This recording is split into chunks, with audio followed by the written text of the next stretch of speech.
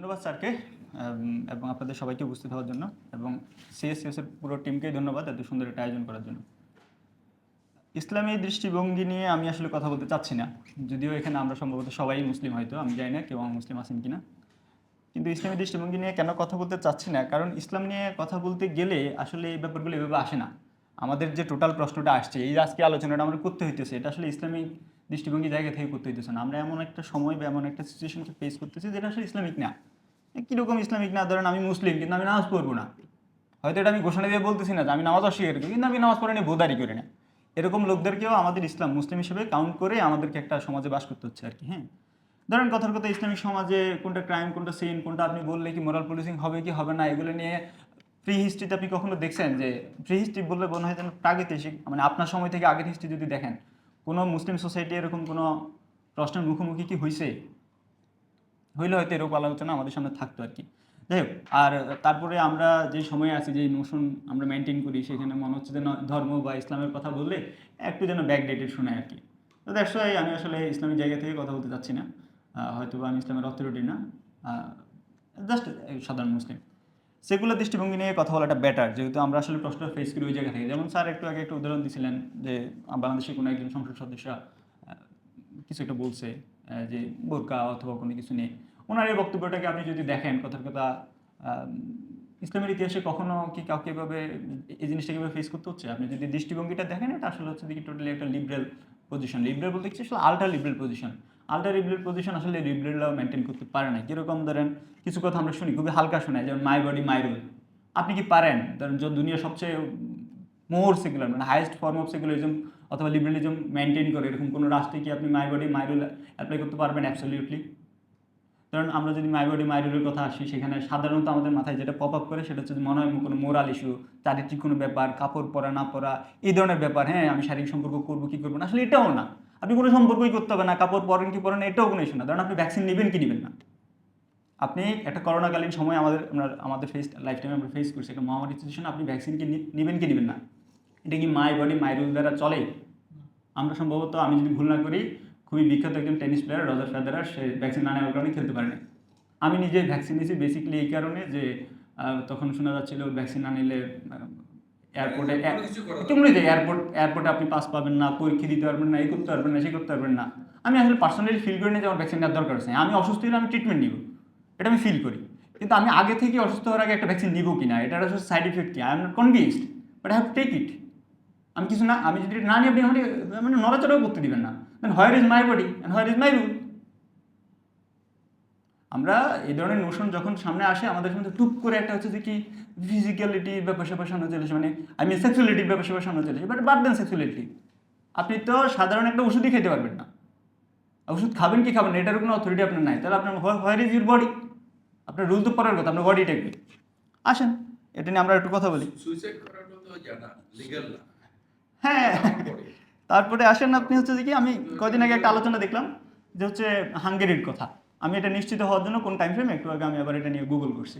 সম্ভবত 2022 সালে হাঙ্গেরিতে রুল করছে। যেমন পশ্চিমা বিশ্বে, আমাদের দেশে এই জিনিসটা আছে, কিন্তু আমরা আসলে এই জিনিসটার উপর ফেস করি না। সেটার একটা সুন্দর টার্মের ভিতর দিয়ে আমরা জিনিসটা মেনটেন করি, সেটা হচ্ছে অ্যাবর্শন। আমাদের এখানে বলা হয় এমআর, মেনস্ট্রুয়াল রেগুলেশন, মানে আপনার মেনস্ট্রুয়েশন বন্ধ হয়ে গেছে, আপনি একটা কাবিরাজি করে, কাবিরাজি কি এটা আমরা যারা জানি তারা জানি যে এটাকে আবার মেনস্ট্রুয়েশন রেগুলেশন করা হয়। তার মানে হচ্ছে আপনি আসলে কনসেপ্ট করলেও কনসেপ্টটাকে আপনি ডিসকন্টিনিউ করতেছেন আর কি। হোয়াট এভার, বাইরের কথা, হাঙ্গেরির কথা বলতেছিলাম। হাঙ্গেরিতে জনসংখ্যা নিয়ে তারা বড়ই সমস্যা আছে, এবং সেটা হাঙ্গেরির সমস্যা না, শুধু ওনার অনেক দেশেরই সমস্যা। সবচেয়ে প্রথম কথা হচ্ছে, রাষ্ট্র বা সরকার কি বলতে পারে আপনি বাচ্চা নেবেন কি নেবেন না? এটা তো সম্পূর্ণ পার্সোনাল ব্যাপার, সেটা নিয়ে রাষ্ট্র কেন কথা বলে? এখানে আপনার ইন্ডিভিজুয়ালের যে নোশন, আমি এটা বলি হচ্ছে ইন্ডিভিজুয়ালস আইল্যান্ড। মানে সোসাইটিতে যখন আমরা একসাথে থাকি, আমাদের কালেকটিভ ইন্টারেস্ট থাকে, কালেকটিভ রেসপন্সিবিলিটি থাকে, তখন আমরা হচ্ছে কি একটা কালেকশন অফ মাস বা পিপল। কিন্তু আপনি যখন এরকম নোশন মেনটেন করার চেষ্টা করেন, অথবা বলেন বা প্রোপাগেট করেন, অথবা নিজে বিশ্বাস করেন যে না আমরা সবাই ইন্ডিভিজুয়াল এবং আমার যা চয়েস তা চয়েস, অফকোর্স আপনার চয়েস, আপনি ভাত খাবেন কি খাবেন এটা নিয়ে আমি কি বলবো, কিন্তু আপনার চয়েস অবশ্যই সেটা নিয়ে কটুক, এটাতে একটা লিমিটেশন আছে। রাষ্ট্র আপনার বলতেছে আপনি বাচ্চা নেন, অথবা রাষ্ট্র বলতেছে আপনি নেন না, রাষ্ট্রের অধিকার কি আদৌ আছে? মানে ভেরি ফার্স্ট রাষ্ট্র বলতেই পারে কিনা?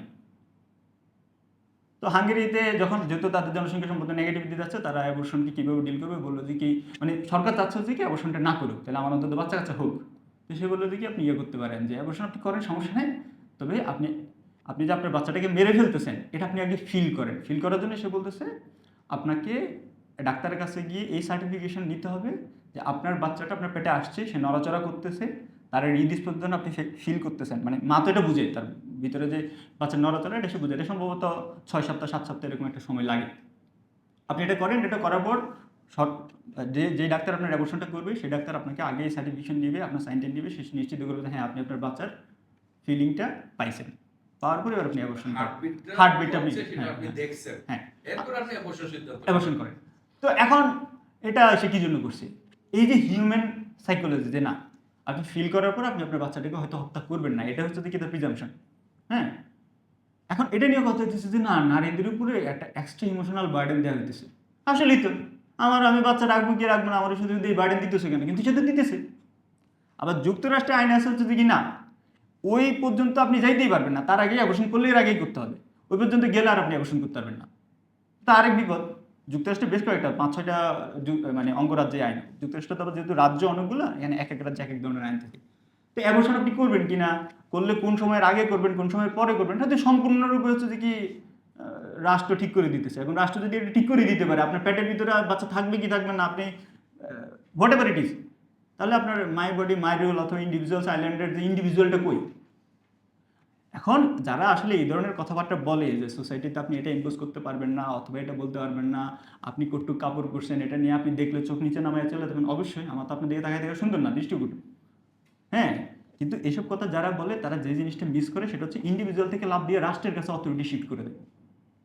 তখন রাষ্ট্র কিন্তু আপনার উপরে হয়তো পোশাকেরটা তো চাপাই দিতেছে না, কিন্তু অনেক কিছু দেখবেন পোশাকটা চাপায়। ধরেন কথার কথা যে শীতকালে দেখবেন যে অ্যাঞ্জেলা মার্কেল সে এরকম কাইন্ড অফ হাফ প্যান্ট পরে হচ্ছে যে প্রোগ্রাম করে, ওদের দেশে তো ঠান্ডা, অনেক ঠান্ডা, সে হয়তো ঠান্ডার দেশে থাকতে থাকতে অনেক বেশি ঠান্ডা সহনশীল হয়েছে, কিন্তু এত তো সহনশীল হয় না যে তাপমাত্রা কয়েক ডিগ্রি, সেখানে পুরুষটা খুব শুটেড বুটেড হয়ে অনেক কিছু পড়ছে, তার ঠান্ডা লাগে, কিন্তু মহিলাটার ঠান্ডা লাগে না।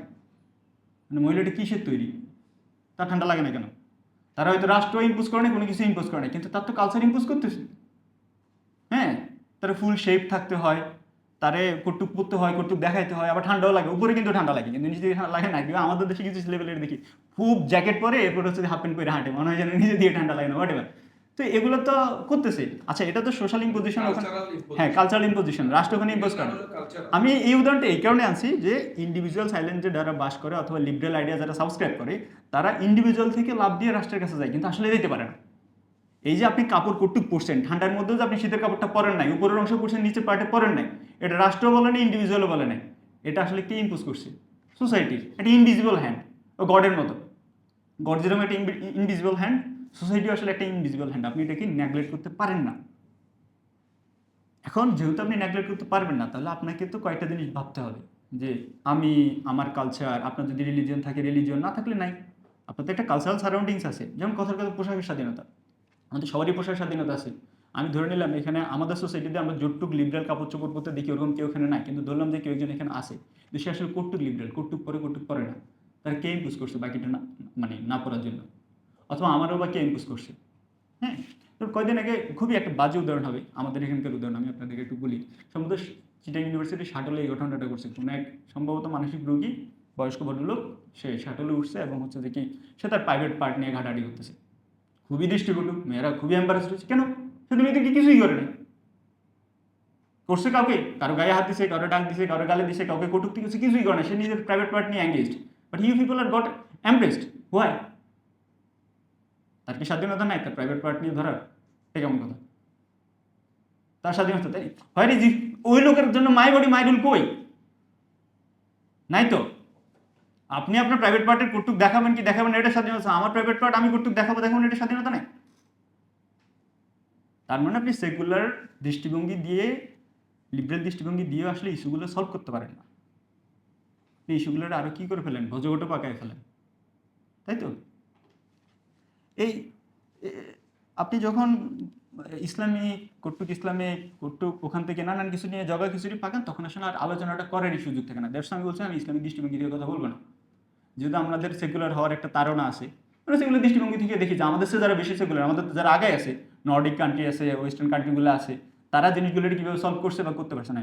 ওই এক ভদ্রলোকের আমি ওয়াজ শুনছিলাম, এই আইআইএসির টিচার ছিল, পরে লন্ডনে চলে গেছে, হুজুর মানুষ, ইসলামিক ফ্যাকাল্টির কোনো একজন টিচার। তো সে এটা খুব মানে ফানি একটা উদাহরণ দিয়েছে। সেটা হচ্ছে যে কি, ধরেন যে ওয়েস্টার্ন কান্ট্রি হচ্ছে যে কি, ধরেন যে নারীদের কাপড় আছে না, নারীদের কাপড় অনেক পেঁচায় পেঁচায় করতে হয়। সে বলতেছে ওরা এটা আপনি যদি পেঁচায় পেঁচায় না পরে এভাবে একটা বৃত্ত কল্পনা করেন, এরা খুলতে খুলতে খুলতে এখানে এসে পরে ফেলতেছে। আবার যেহেতু একটা সার্কেল, আপনি একটা কাপড় খুললে আবার যদি সার্কেল মেনটেন করে, এটা পরে আপনার গায়ে পেঁচা যাবে না? তো খুলতে খুলতে সে ওখানে চলে আসতেছে, আর আমরা ওরা ফলো করে আবার খুলতেছি। তো লাভটা কি হইতেছে? যেমন কথার কথা, আমাদের দেশেও কিন্তু আমরা হয়তো জানি না, আমি ক্লিয়ার স্টেট নাই, তবে আমাদের কয়েকজন সাংবাদিকের লেখালেখি থেকে আমি এরকম একটা ধারণা পাইছি যে বাংলাদেশে জনসংখ্যা এখন আর উপরের দিকে যাচ্ছে না, মানে জনসংখ্যা বৃদ্ধির হারটা আগাচ্ছে না, কমতেছে। এখন আমরা মাইনাসে যাই নাই, অথবা জিরো পজিশনও আসি নাই, কিন্তু আমাদের জনসংখ্যাটা বাড়তেছে না। এখন রাষ্ট্র কেন এটা নির্ভর, জনসংখ্যা বাড়তেছেই বাড়তেছে না, তার ইকোনমির জন্য সে আপনার উপর কেন প্রেশার ক্রিয়েট করবে? আপনি কি মেশিন? আপনি কি হিউম্যান মেশিন? সে তো আপনার তো ইমোশন আছে, আপনার ফিজিক্যাল বিভিন্ন ব্যাপার স্যাপার আছে। আপনি তো মেশিনের মতো, কলকারখানার মতো আপনার তো সে ব্যবহার করতে পারবেন। কিন্তু সে এখন ওই দেশগুলো হচ্ছে যে কি লিবারেল আইডিয়া সাবস্ক্রাইব করে সে তার ইকোনমি পর্যন্ত এখন সেভ করতে পারতেছে না। তাহলে আমি যখন দেখতেছি যে সে একটা লিবারেল আইডিয়া নিছে, সে এটা এখন আর প্রবলেম সলভ করতে পারতেছে না, সে ওভার বার্ডেন্ড হয়ে গেছে, তাহলে আমি কেন সেকুলার হইতে গিয়ে তার ওই আইডিয়াকে সাবস্ক্রাইব করবো, কিন্তু তার ওই প্রবলেমটাকে আমার মাথায় কনসার্নিংয়ে রাখবো না? আমারও তো একটা রেসপন্সিবিলিটি আছে। তো মোরাল পুলিশিং অথবা সোশ্যাল রেসপন্সিবিলিটির কথা আসলে সাধারণত পোশাকের মধ্যে মানুষ ডিলিমিট করে। আমি ওখানে লিমিট করতে চাচ্ছি না। আমি বলতে চাচ্ছি কি, পোশাক এগুলো খুবই শ্যালো ব্যাপার। এর বাইরে গিয়েও আরও বড় বড় সমস্যা আছে, যেগুলো ইন্ডিভিজুয়াল, সোসাইটি এবং রাষ্ট্র এই নোশনকে সাবস্ক্রাইব করে ডিল করতে পারে না। দ্যাটস আমরা এরকম কোনো আইডিয়া সাবস্ক্রাইব করতে গেলে অথবা এটা নিয়ে চিন্তা করতে গেলে আমাদেরকে স্যার একটা কথা বলি, সেটা হচ্ছে তার দুইটা আইডিয়ার কথা আমি বলবো। সেটা হচ্ছে ইন্টেলেকচুয়ালিটির ক্ষেত্রে রাউন্ড আপ করবেন। আপনি একটা প্রপোজিশন নিচ্ছেন, তাহলে এটা নেগেটিভ কী কী আসপেক্ট থাকতে পারে, আপনি যখন এটা সব কল্পনা করবেন, তখন যদি আপনি একটা সার্কেল আঁকতে পারেন, দ্যাটস ফাইন। মোটামুটি আমরা হিউম্যান যে কোনো সিদ্ধান্তই নিই, তার কিছু প্রোস অ্যান্ড কনস থাকবে, কিন্তু আপনি যখন একটা সার্কেল আঁকতে পারবেন, মোটামুটি একটা সমাধান দিতে পারেন, তখন আমি এটা নিয়ে বলতে পারবো যে না, দ্যাটস পজিশন। আরেকটা হচ্ছে যে কি, নৈতিকতার শূন্য মানদণ্ড।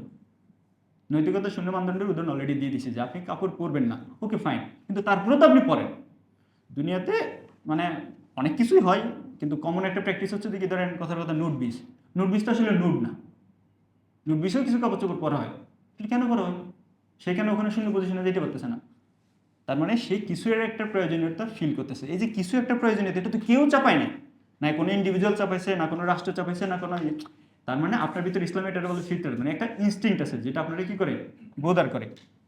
হ্যাঁ, তো এই জিনিসটা যেটা আপনাকে বোদার করে, সেটাকে মাথায় রেখে আপনার সোসাইটি, কালচার এবং রিলিজিয়নকে মাথায় রেখে আপনি যখন জিনিসটাকে রাউন্ড আপ করবেন, তখন দেখবেন যে আসলে আপনার এই সাবস্ক্রিপশনগুলো আপনার জন্য ক্ষতিকর নাকি ভালো, এটা যদি আমরা কল্পনা করতে পারি, এবং তাহলে দেখবেন যে কি হচ্ছে, দেখি এই উটকো প্রবলেমগুলোকে আমরা আসলে ইজিলি ডিল করতে পারতেছি। Thank you.